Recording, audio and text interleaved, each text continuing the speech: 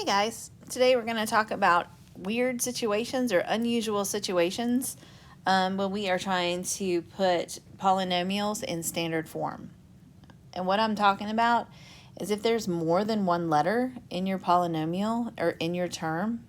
So down here, for example, there's x's and y's. If there's more than one letter, what do we do? Okay, so really what we're doing is we're going to look, whichever one comes first in alphabetical order is the one that decides the terms or the order. Okay, so we're going to find the variable that comes first in the alphabet and write all the terms with that letter in standard form. Okay, if there's still terms when we're done that have other letters in them, we're going to find the next letter in the alphabet and write with that letter in standard form.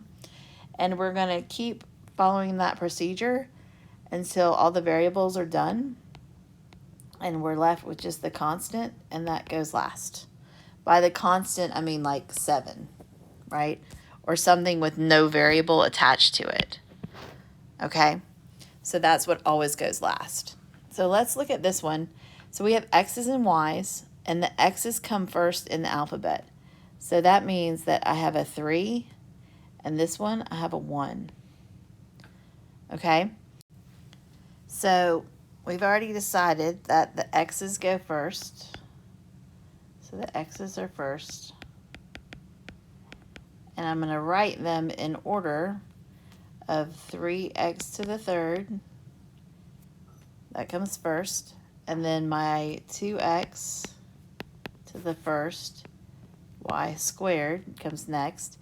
And then since that's all I have left, I'm going to put minus 4y to the third. Okay, so my leading coefficient, that's what this stands for, is leading coefficient. My first term is this 3x to the third, so the coefficient is a 3.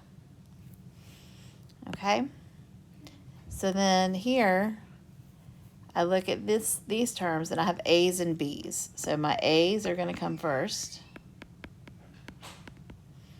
So I'm going to just look at the a's. So I have a 4, and that's going to be a 1.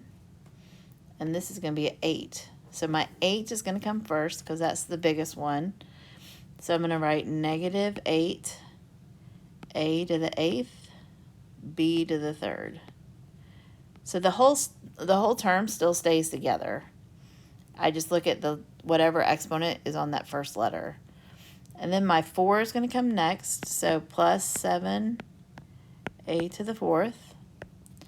And then my minus 6a b to the 3rd comes last, or b squared, sorry, comes last.